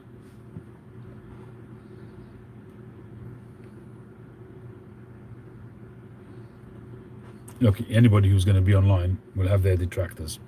it's just life, you know. You've got to have a thick skin if you're going to put yourself out there, whether it be on Facebook or Instagram or YouTube. If you're going to put your work out there, then you've got to expect people to want to rip you down.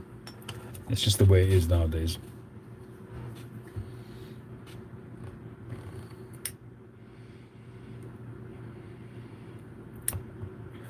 You know what I find is that you have cliques of people who might support a particular pipe maker, and because I'm making a pipe which people are buying, and they don't like the idea that my pipes are selling and maybe the other guy's pipes aren't selling as well, or even if they are, they just don't like the fact that my pipes are selling, so they'll just try to pull you down. It's like, that's society. They see somebody being successful, they're either jealous, or they're intimidated, or they're sort of dissatisfied with their own lives. That's usually what it is. When people are abusive online, or they're critical for the sake of being critical, or they're trying to pull you down, it's more a reflection on them than a reflection on you. That I've definitely come to realize that over time.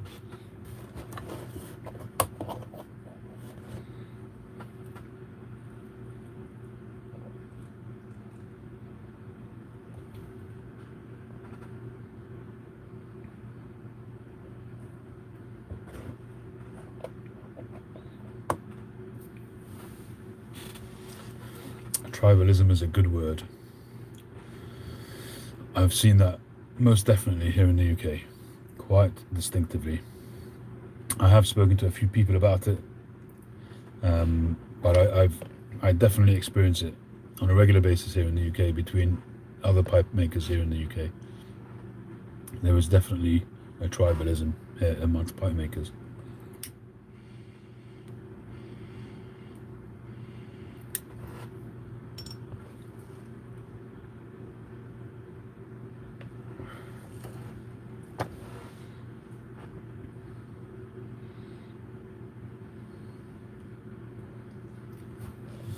That's a good aspiration, Mark, because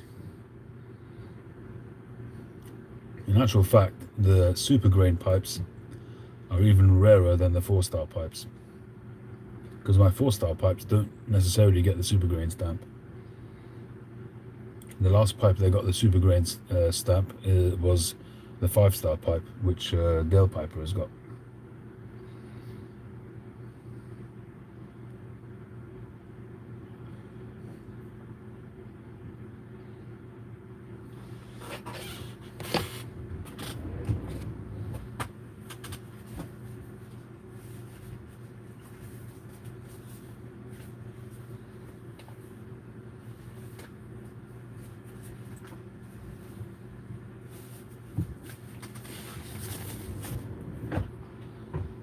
And this one, this is the other pipe of that pair. This is a 4-star, but it won't get the super grain because the grain is better on one side than the other, even though the pipe is covered in grain, but it's just not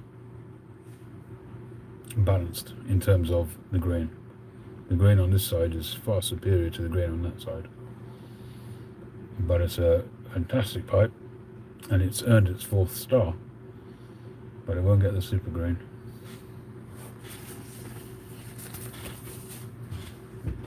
Yeah, there are some. I'll show you a super grain pipe, but you'll see straight away when you see it why it's a super grain pipe.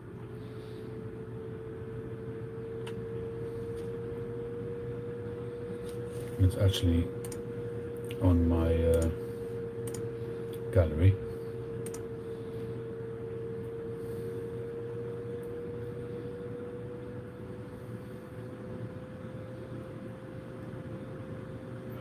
Oh, there's another one.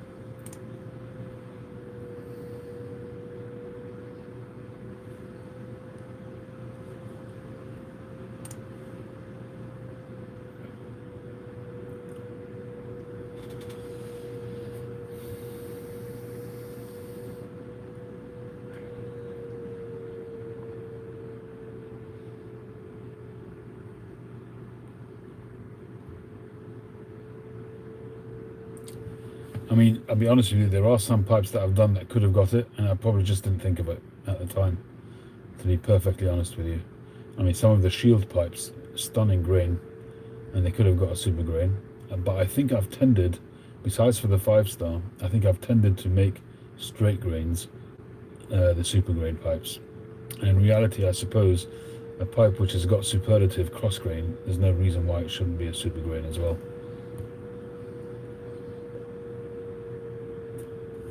I haven't done a drip wax pipe for a while. Could do with doing that.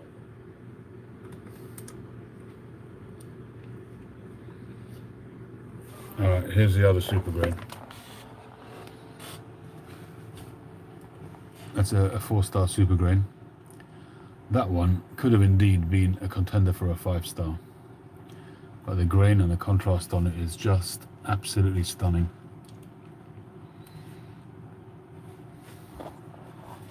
And even the stem works out so beautiful with it. On the base as well, nice bird's eye. Look at that grain. It's just stunning. There's the super grain stamp. Just great grain on both sides.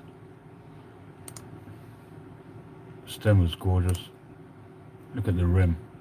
Just, you know what? That should have been a 5-star. I don't think I'd even contemplated 5 stars at that stage, at that point. That should have been a 5-star.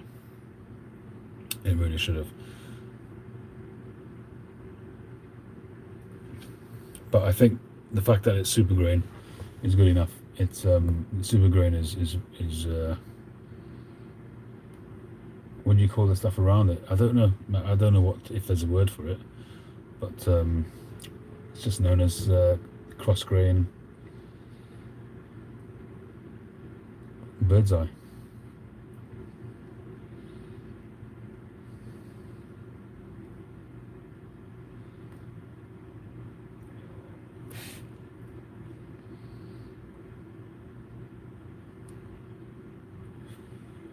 He's talking about where you have cross grain, so you have the bird's eye, and round each bird's eye there's like filigree kind of marking. So he's asking about that. All the bits between each bird's eye, you know.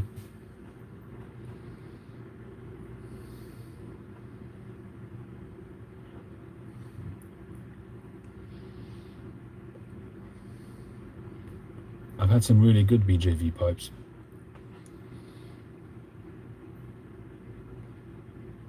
It's a shame I don't have any. I wouldn't mind getting another one, despite my differences, or his differences with me. But I think he makes a great pipe.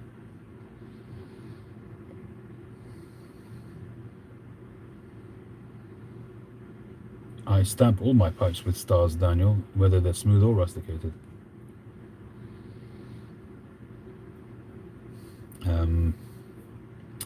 I've had pipes which are part smooth and part rusticated, which have been 4 stars. But certainly plenty 3-star rusticated pipes. Most of my rusticated pipes are 2-star, but some of them are 3-star.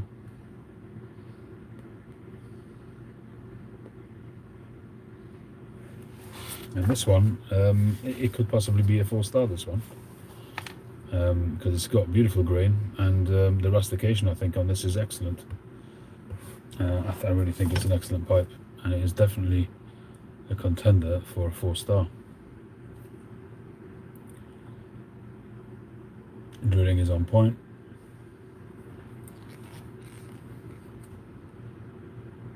Dead center drilling, even though it's bent.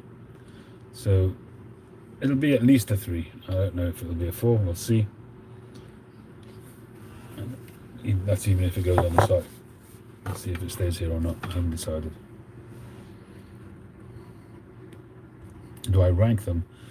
No. I mean, when I rate a pipe, it's really based on the overall product. So it'll be a combination of the shaping, the complexity of the pipe, the grain on the pipe.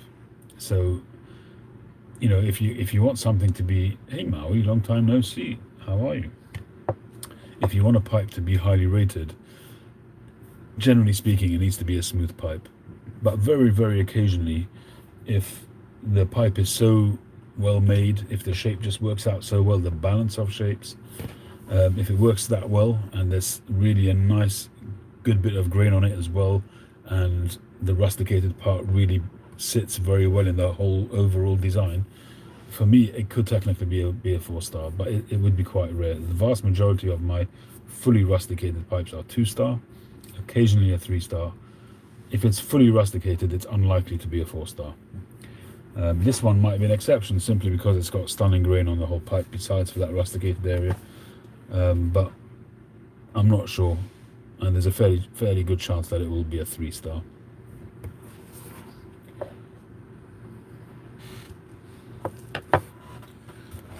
Yeah, half a star, yeah. I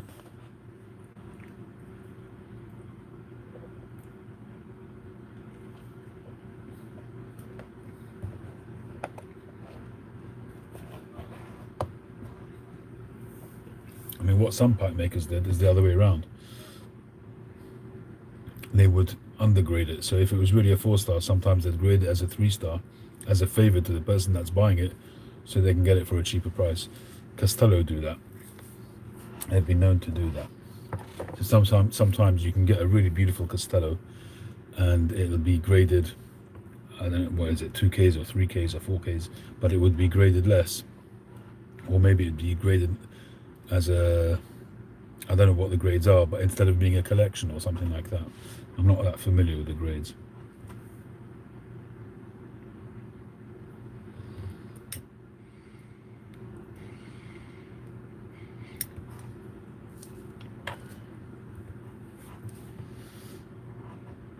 Nice.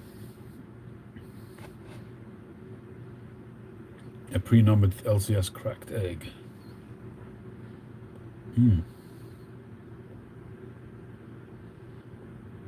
If you want to see a nice collection of S-Bang pipes, Maui's your man. He's got some really nice S-Bang pipes.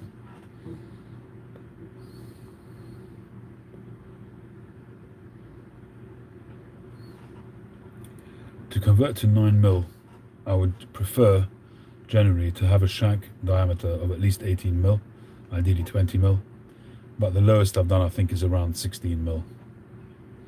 Lower than that, then you've got a very high risk of cracking the shank when you convert it.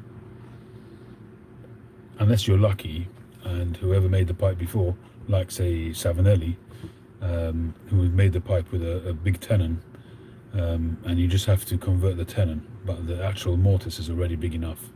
So sometimes you get lucky like that. I got lucky like that with my Castello. My Castello, I didn't have to convert at all. I only had to convert the stem. In fact, I put my own stem on it.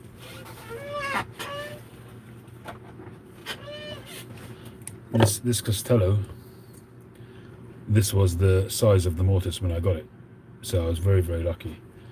And I didn't have to do anything to it. I just put a stem on it and it fit.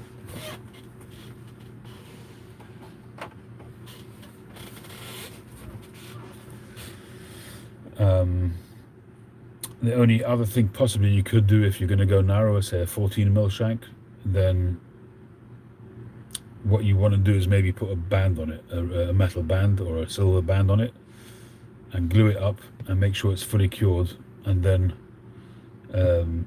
maybe convert it, and then you might be okay, you might hold it.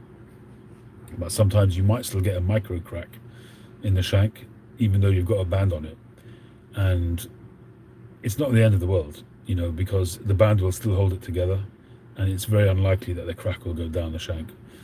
I've had a pipe which I've had converted in the days before I could convert myself. Hey Charles, welcome aboard. I don't think I've seen you before. Thank you, Maui. I've had a pipe which I sent away to get it converted, and it came back with a new silver band on it, and I didn't understand why. And I contacted the pipe maker, and he said because it cracked while he was converting it, so he put a silver band on it, and that was that. That's all I heard from the guy. There was no other suggestion or comment. The truth of the matter is, what else can you do? You just have to try and, these things can happen. It's a risk you take when you convert a pipe, especially if it's a pipe that's been smoked a lot, because when you smoke it a lot, it continues to dry out. Every time you heat it up, you heat it up, you heat it up when you smoke it, and it dries out, continues to dry out. And so it becomes more brittle. And if it's a very thin shank, then that's what's going to happen.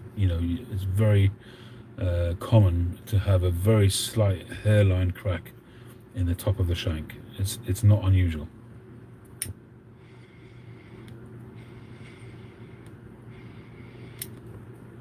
And if there's a band on there and it's all glued up, then it's not going to go anywhere. It's not the end of the world.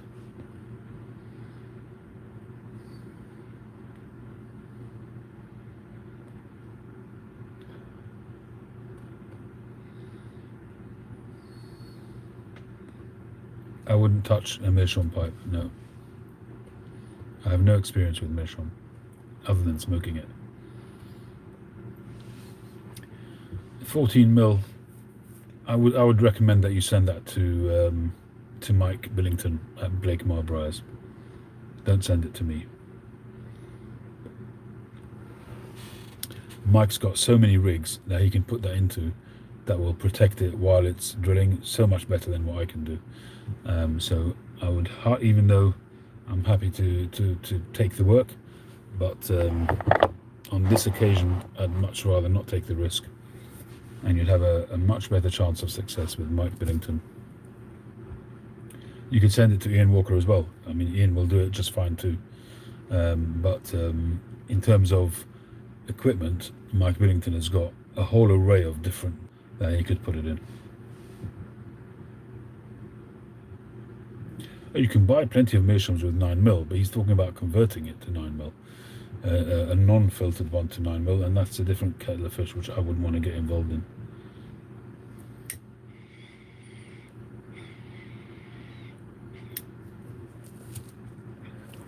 I think this is done.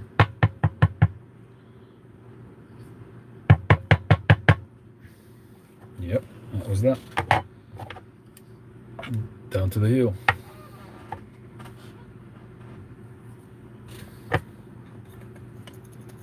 Yep. Oh, that was actually, this could do with a little bit of reaming. It's getting quite narrow.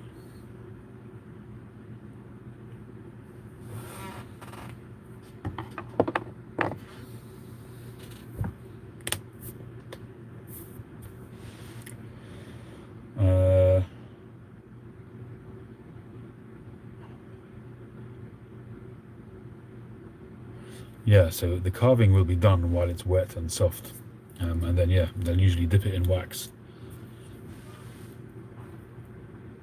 to seal it.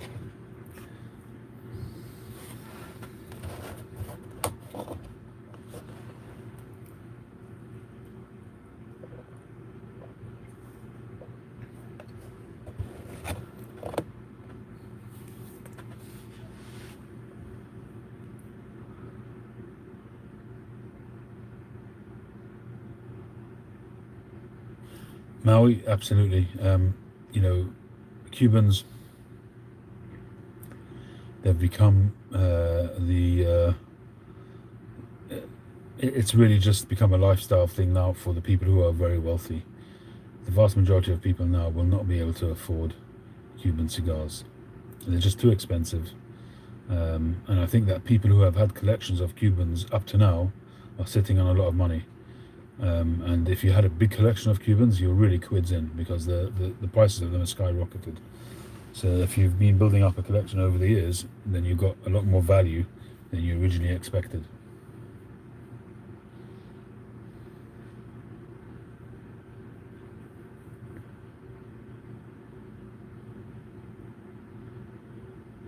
But availability of Cubans has been hard to, has been low. When I was in Rome, I went into Fincato, which they have a decent-sized cigar humidor, and it was virtually empty. I managed to buy some. Pricing was obviously much better than here, but they had very, very low stock. Yeah, It's just ridiculous. £400 for a single Behike. And the 52 is the smallest of the range. Very, very nice cigar, but not £400. For me, there's no cigar in the world, however good it is, that is worth £400. But if you're a multi-millionaire, £400 is nothing. So you're paying for that experience. If it's worth it to you, good for you. But it's a crazy, crazy amount of money for a single cigar. And I still sort of kick myself for the Robusta Supremos that I sold a few years ago. 2 minutes to 2. It's keeping time very nicely.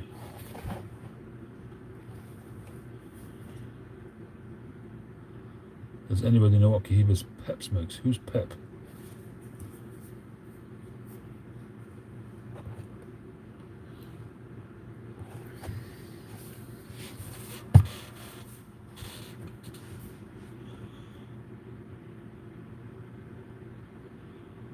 No idea.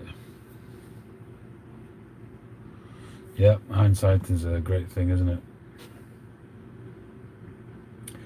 Well, folks, it's 2 o'clock, so I think I'm going to call it a night. Thank you very much, everybody. Thank you, Mad Piper, Tom. Thank you, Troy, McPhil, Patrick, Mark Welsh Piper, Jeremy Viz, Daniel Leslie, Maui. It was really good to see you, Maui. I hope you're well. Charles, welcome aboard. Thank you for joining. Phil Rivara, Master Phil, Sam Online, Papa Bear, Ozark Piper Tony. Hey, I didn't see you there. Thanks for coming in. And everybody else, I wish you all a fantastic week coming up. And hopefully a few more pipes to get done this week. Also the coronation pipe, which is this kind of the flagship pipe of Series 2, is currently in Hatton Garden, which is the premier sort of jewellery district here in London. And got some big plans for that pipe still. Still a lot of silver work to go on there. It's probably still going to take a week or two, so it's kind of way out of, from the coronation, but still, that's going to be a museum piece, I think, by the time it's finished. But obviously, once that comes back, I'll be showing it to you. So anyway, thanks very much, everybody. Have a great week. I'll catch you on the next one.